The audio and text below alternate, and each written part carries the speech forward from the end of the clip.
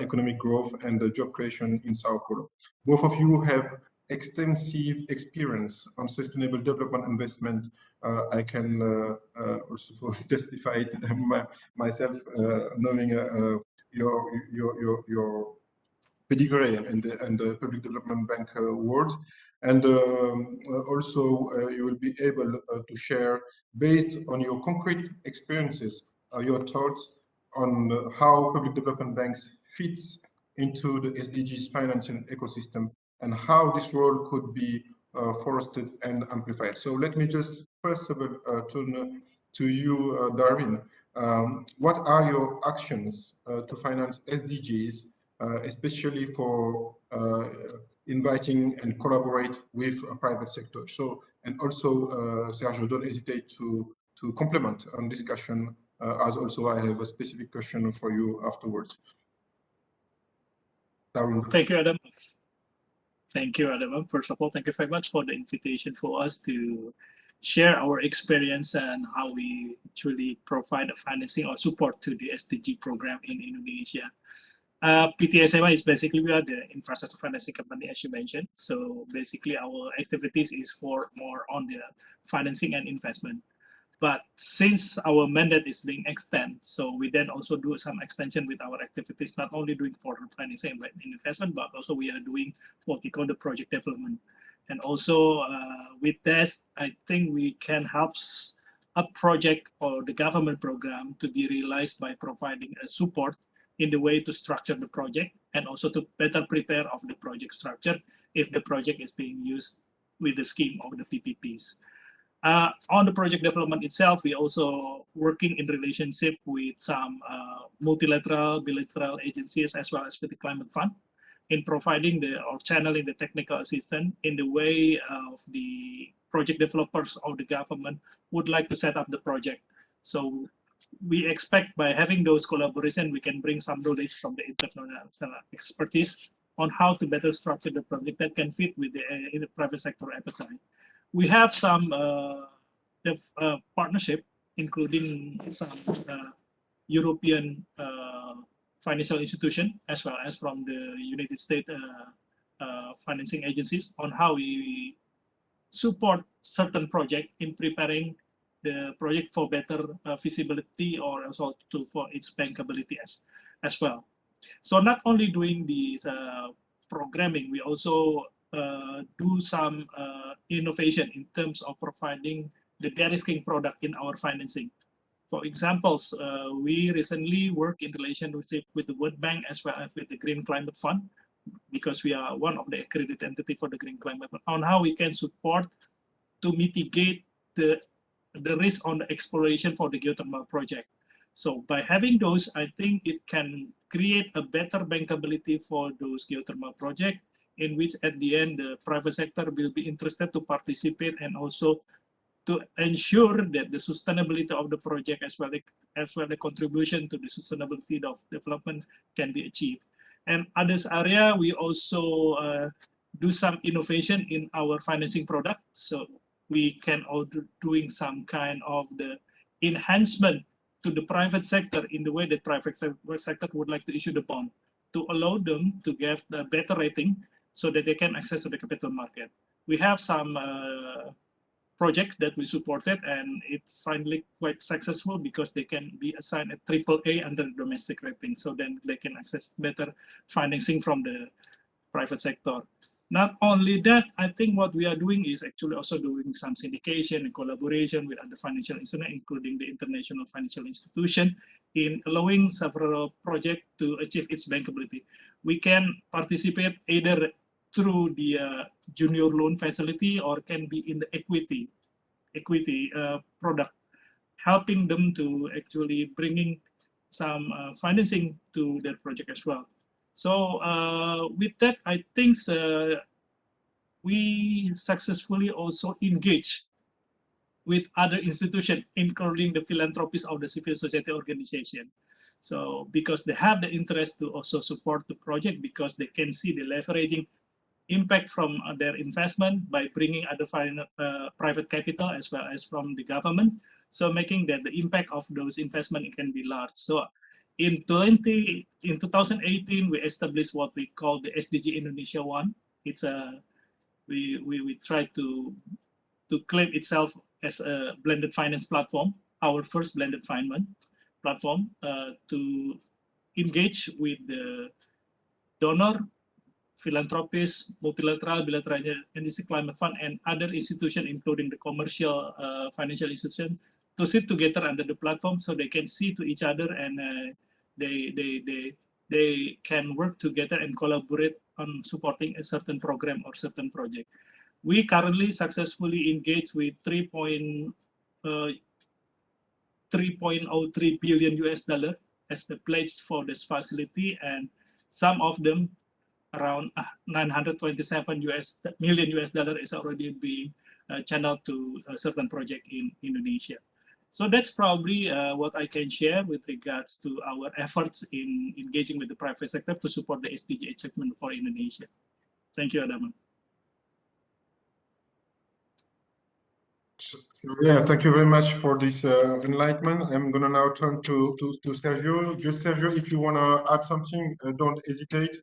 But also, I would like to ask you what, in your opinion, are the public development bank's needs in terms of technical assistance to embrace the sustainable transformation, which are, they are willing to, and of their business model, and their strategy and their operations.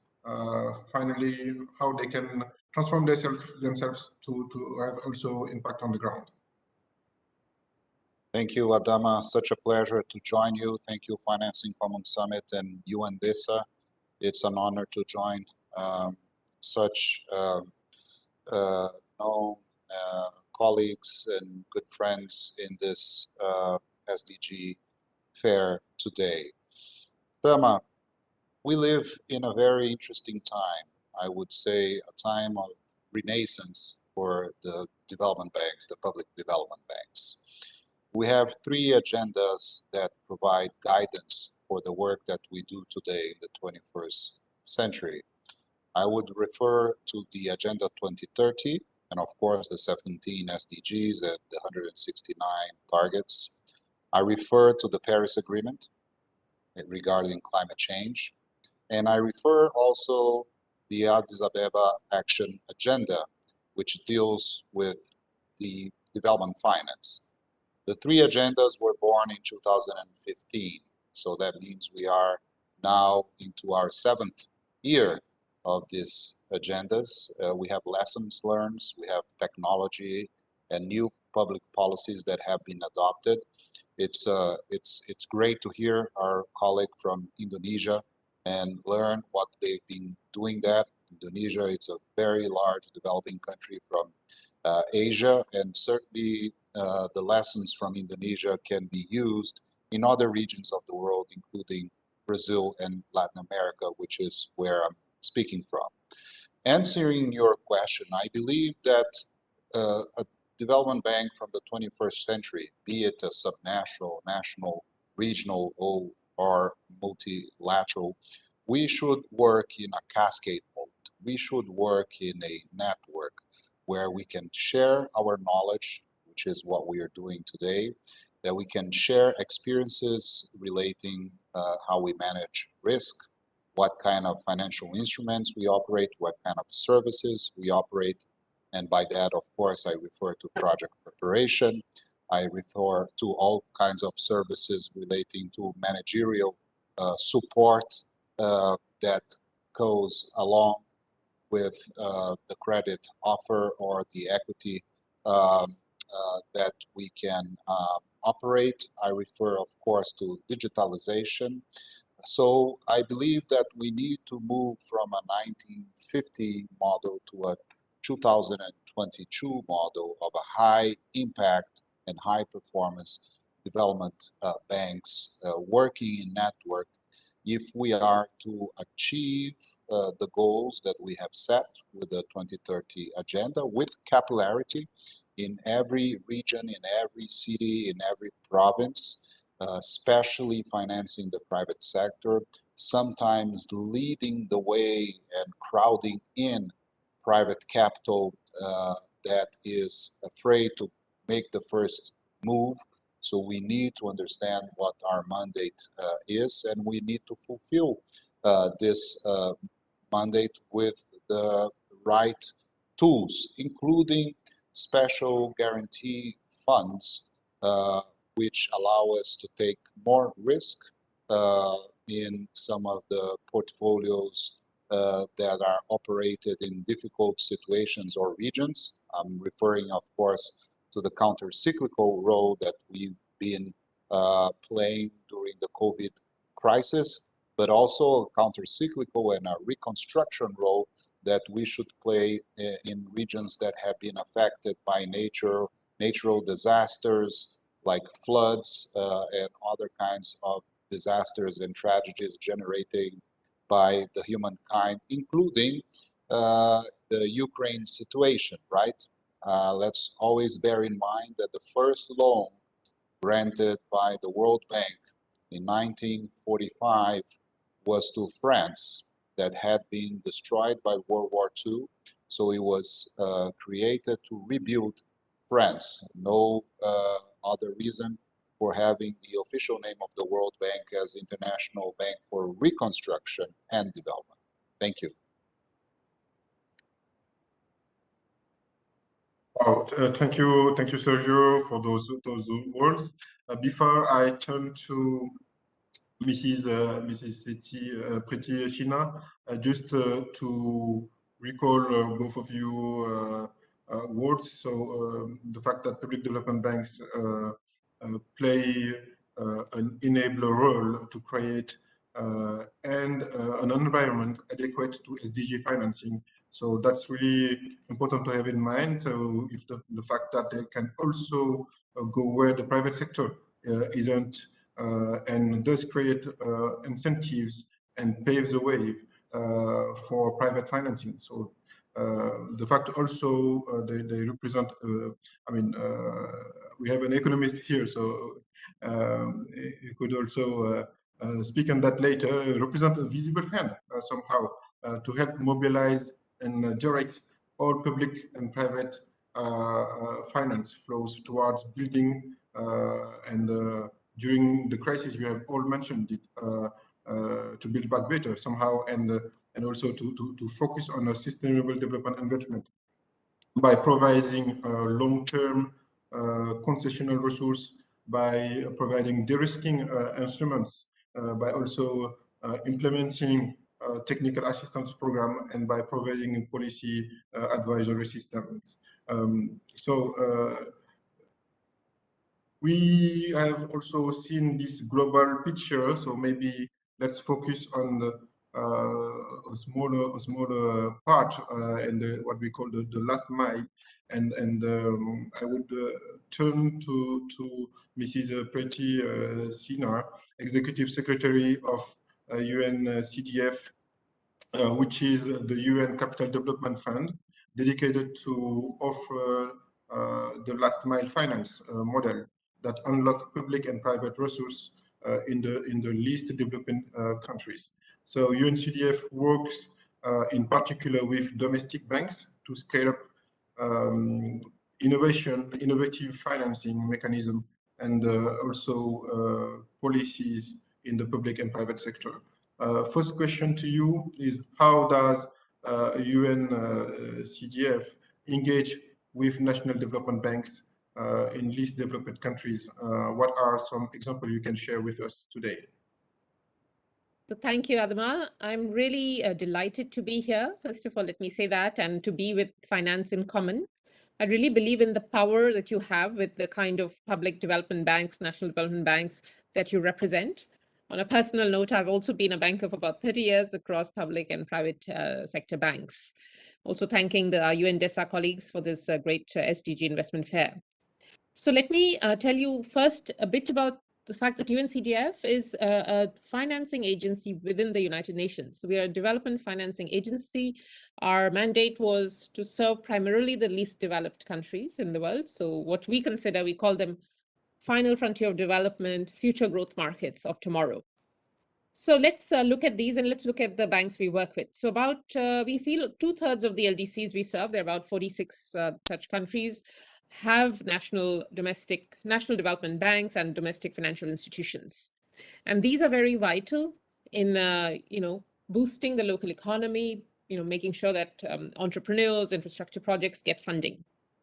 We feel that the national development banks can play a greater catalytic role in crowding in private investments into the SDG projects, as co-panelists just mentioned.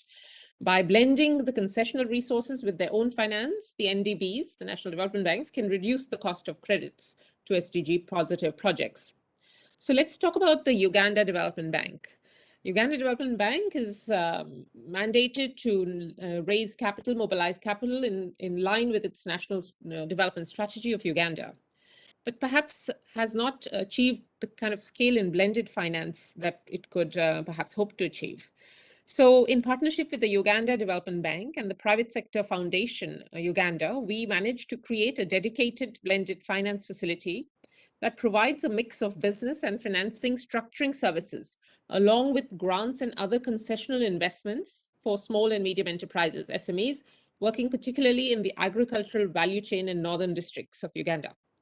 So this is a program together called the Support to Agricultural Revitalization and Transformation, in short, the START program, to support a broader objective of what is now very key, food security and nutrition, through increased local production of food in northern Uganda. So START is designed as a blended finance facility, working with a customized mix of business development services, project development and financing structuring services, and financial products, as I mentioned again, in the form of concessional loans, partial credit guarantees, reimbursable grants, and technical assistance grants.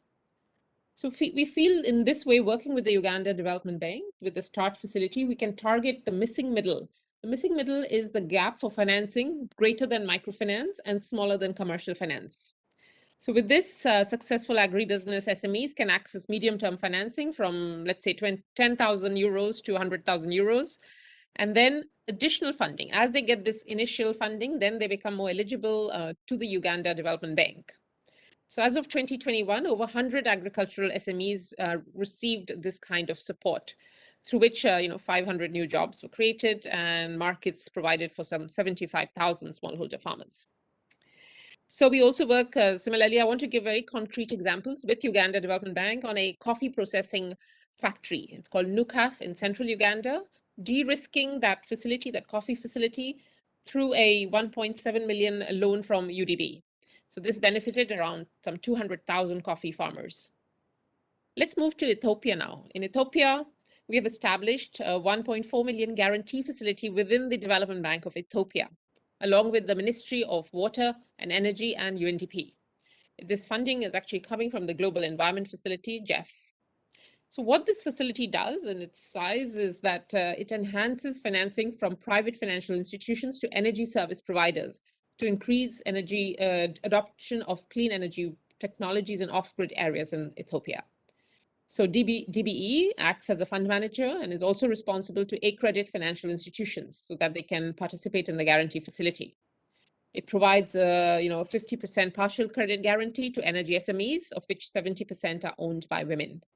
And participating financial institutions pay a guarantee fee of 2% per annum on the outstanding guarantee loan balance.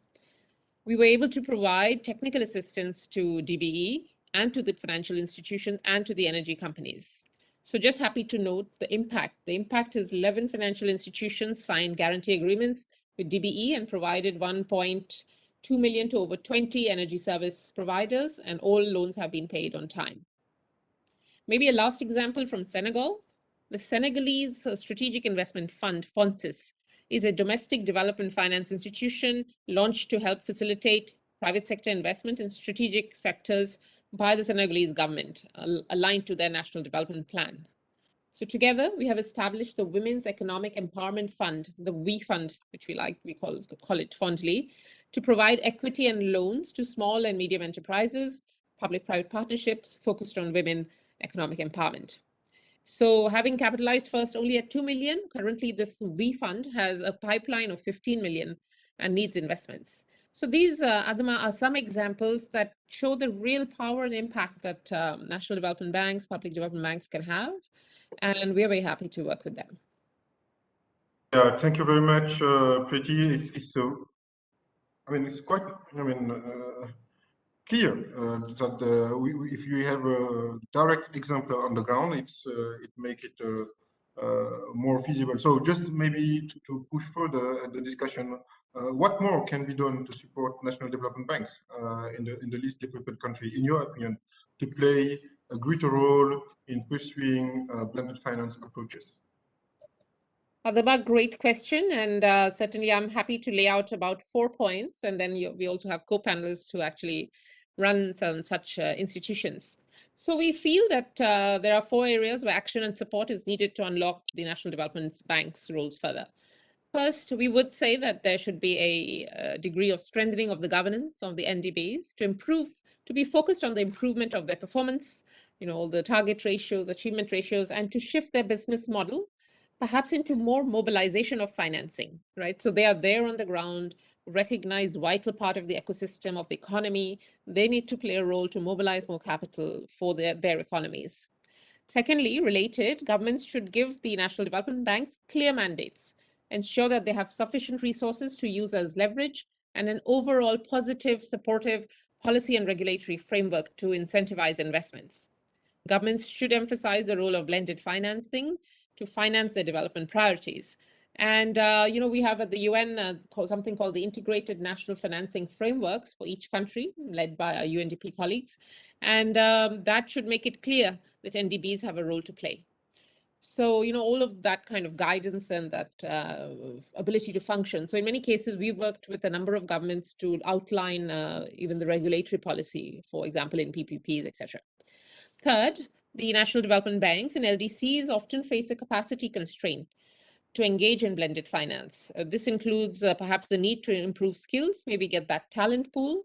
So of course, we would like to help maybe develop the capacity of the national development banks, get people in there and help increase their capacity to do blended finance and vehicles.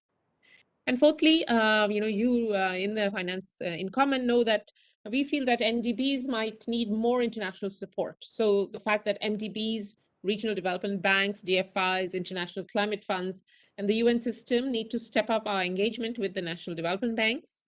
These include, as I mentioned, building capacities to source, implement, manage, and perhaps monitor SDG investments, and to channel more concessional resources through the NDBs. Then this will, there's a significant liquidity shortage in the financial sector in most LDCs, and channeling the concessional loans through the NDBs is important to enhance capital flow. So these are some thoughts. Happy to hear back from other panelists. And thank you.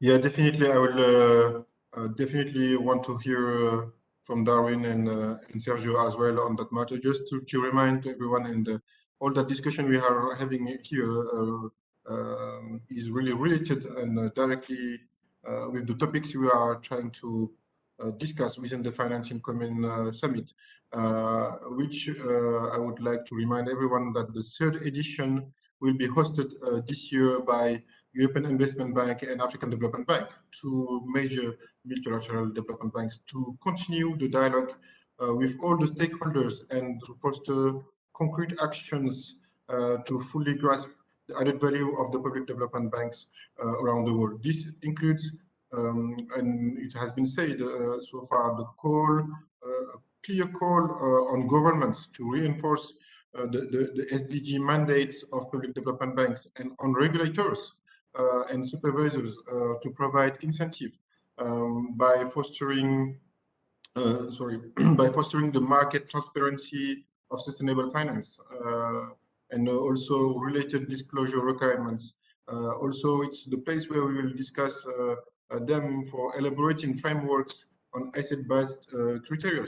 All are, thematic which were really important to us, and also through other guidance, including the fully mobilizing public development banks for reorientation of the private financial flows and capital is also has been said. So Sergio and Darwin, maybe if you have something to add on Preeti's remarks, feel free, and I will maybe just end one last question to you. It is, how can the partnership, the fact that we are asked to also work together, and the coalition Shasta Financing Common could support the transformations you have mentioned and we are all discussing so far. Thank you, Adama. To Sergio, sorry. Thank you. I'll take the lead in this final comments. I think there is nothing better than a successful project, right? In this sense, I think we all have references, have referenced similar tools that we've been using all around the world in subnational development banks, national development banks, regional MDBs, blended finance. I'm very proud to have been able to develop the blended finance program with the French Development Agency and the European Union during my term at the Development Bank of Minas Gerais, and now again partnering with other MDBs such as IFC in cleaning the major river that crosses our capital city of São Paulo, a megalopolis of 20 million people that had a very crucial problem in water and sewage reaching the major river, and now we were able in the past 3 years to connect more than 500,000 households to the water and sewage treatment, eliminating all the pollution and all the residues that were reaching that specific river. So it's a major successful program. When we look around the initiative of the Alliance of Subnational Development Banks that we have launched in Latin America and Caribbean together with Rémi Rioux from the French Development Agency, and now gathering all the MDBs that are active in the region, CAF, IDB, EIB, Fomplata, and all the national development banks of the region. This is a vibrant network. We are exchanging our examples of successful projects from Colombia, from the Caribbean, from Mexico, from Peru, from Argentina, all around Brazil. This has become a reality. So I believe that these are very good examples in which we can walk the talk in a very concrete manner and advance in the agendas that I have referred in my opening statement. Thank you. Thank you very much, Sergio and Darwin. Adama, and also thank you very much for your remarks, Bukriti. And for us, I think the key important issues and also the key important challenges basically is how to identify the key intervention that we should provide, and also how to measure the intervention itself to ensure that the impact is there. So I think that's really important point that we think is very being needed for us in Indonesia. And having the partnership and coalition, I think it can bring certain aspects for the knowledge sharing. I think on the knowledge sharing, the very important part of this knowledge sharing for us is basically to understand more with regard to specific sectors in which we never performed before. So I think by having those sharing, it can help us to better understanding how to structure as well as how to finance a project, including how to blend any sources required to support that sectors.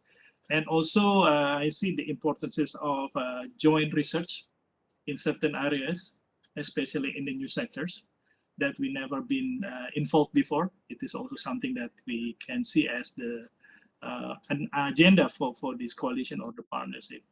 And from the perspective of developing countries, since we are dealing with so many institutions in which they're having so many standards, so I think this is the avenue for us to together with other institutions to convey our power in voicing the concerns with regard to challenge and incentive in supporting the ESG as well as on the SDGs. And also with that, I think also it is important for us to also voicing with regards to how we can create a common reporting standard. So disregard any institution that's supporting us, that we can use the same standard that we can provide, that we can report to these partners or donors. And against the last part of this coalition is also for creating the opportunity for the financing as well as from the funding. And the blended finance that we already tried to develop before can be much more impactful if there is support can be provided by other partners. That's from me, Adam. Thank you. Thank you very much, Darwin. And of course, I hear a lot of you echoing the work ongoing in Finance in Common. And I really wanted also to take this opportunity to thank both of you for your active contribution within this network, either for you, Darwin, also PTSMI, we know, member of the IDFC club, and you were speaking about having common reportings and common ground of engagement, and somehow the fact that IDFC, founding member of this Finance in Common initiative, brought to the last COP a huge commitment on climate finance was really remarkable. And also what we see here in that collaboration is that we also witnessed the fact that we have South-South collaboration within the public development banks in the Finance in Common ecosystem.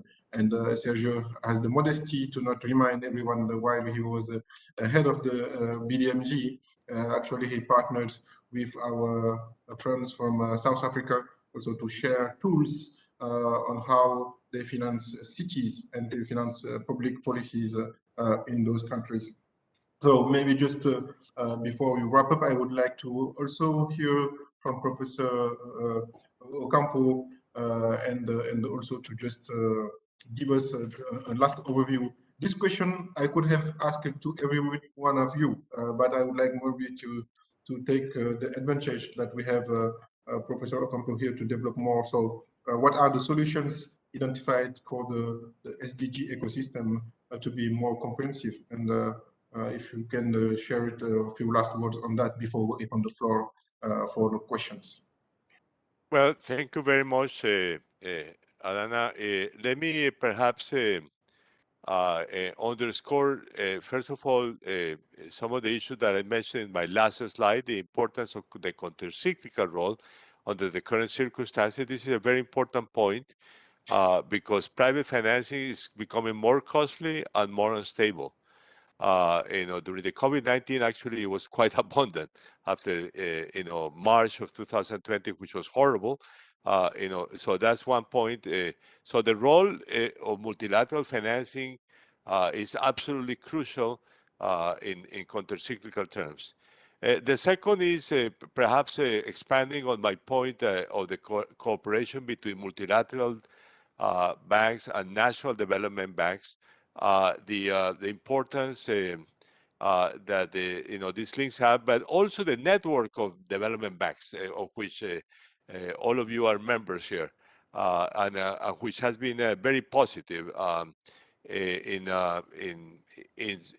I think should probably be strengthened as a network in order to be able to support. And those two issues, I think, are particularly important for the regions which are lagging behind in terms of national development banks, which I said is basically South Asia and Sub-Saharan Africa, of course, excluding South Africa. And actually, South Africa could play a very important role in supporting, like UNDCF, as we heard, has been doing.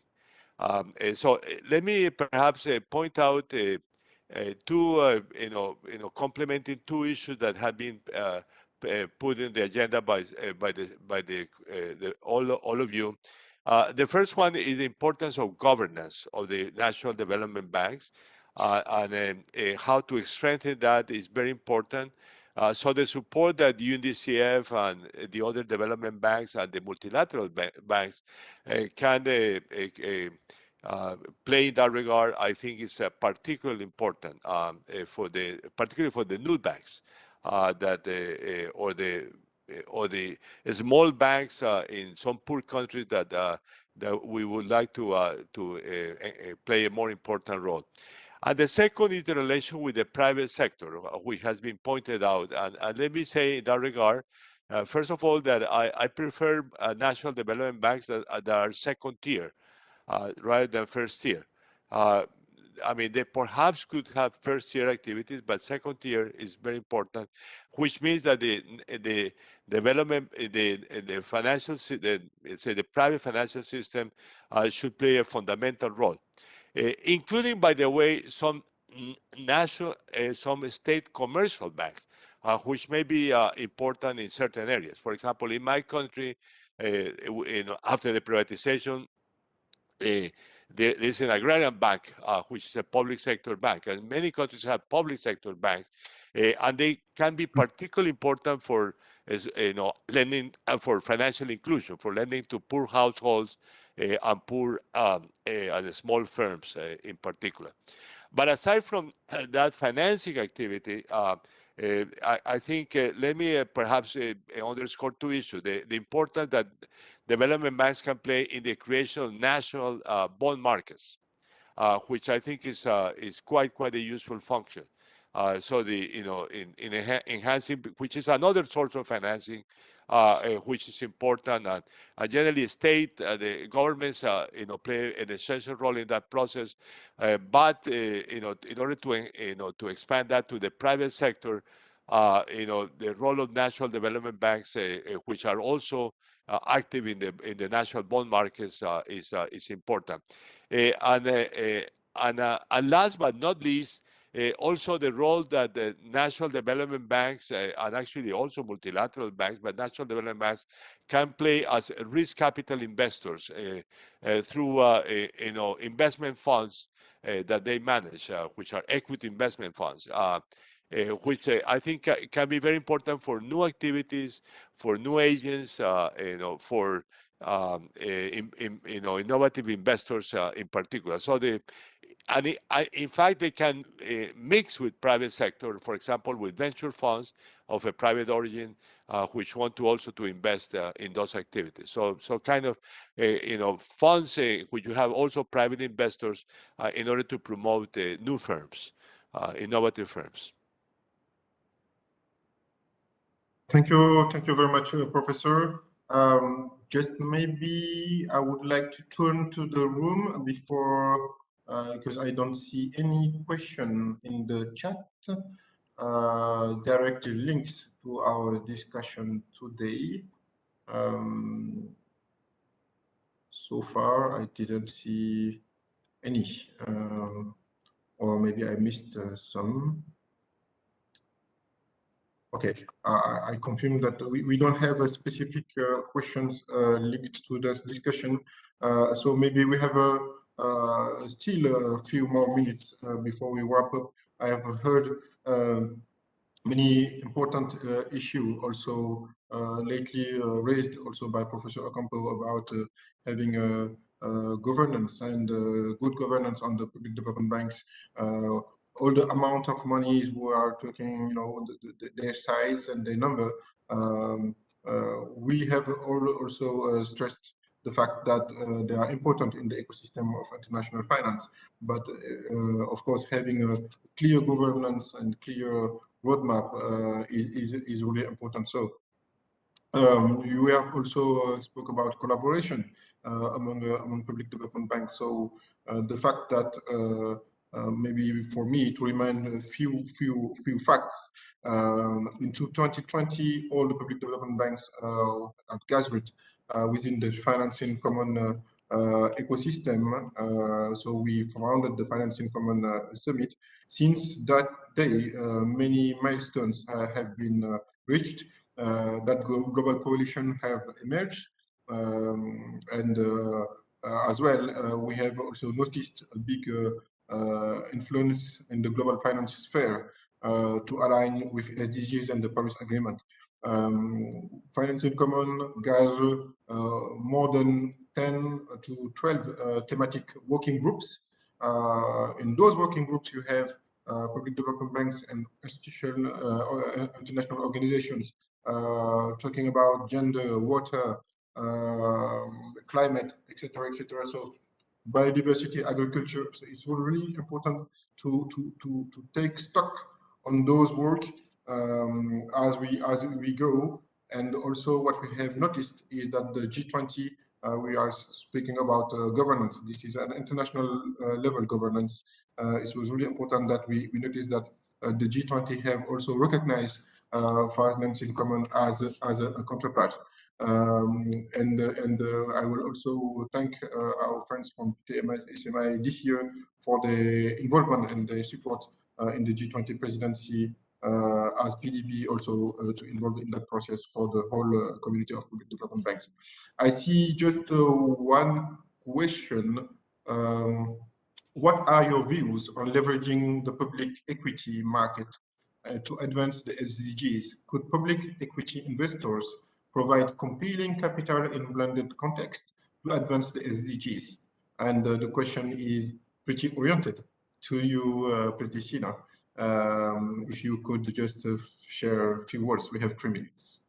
Surely, Adma. So if I understand correct, public equities investors would mean people who invest in kind of the shares of a listed entity. So in that context, we run an ETF, exchange traded fund. It's called SDGA, and the goal there is to get public investors, public equity investors, to invest in the shares of companies that are really tackling investing in SDGs, and perhaps also have businesses in the LDCs.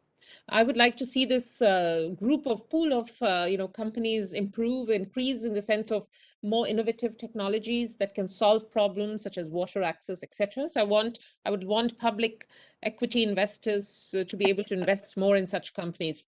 And also, I guess, to say to the local economies in the countries we serve that as companies grow there and flourish, that eventually they can be listed on local or international exchanges, and therefore public equity investors can approach them. But so I feel there's a kind of responsibility of public equity investors to seek out more of the emerging companies and take a higher risk and investment into the emerging companies. Thanks. Definitely, thank you. If Sergio or Darwin, you want to add 1 or 2 words, the floor is yours before we wrap up and close this discussion. We are almost on time. Very quickly, Adama, just the same point. We should make the conventional development banks, really transform them into 21st century development banks. By that, we need to diversify the kind of instruments, how we operate, design SDG frameworks to measure and report the development impact, and operate not only credit, project preparation services, but also equity. We can do direct equity. We can do equity through the blended finance platforms. We can do calls for third-party managed funds that have a specific goals that could be climate finance, sustainable development solutions, venture capital, or innovation, even venture debt. We have done that in Brazil in the subnational level and in the national level. We have partnered with MDBs in doing so. So I'm very glad to hear all these examples from Asia, from Africa. I will take those lessons with me in some of the programs that we are currently designing for the near future here in Brazil. Thank you so much for having us.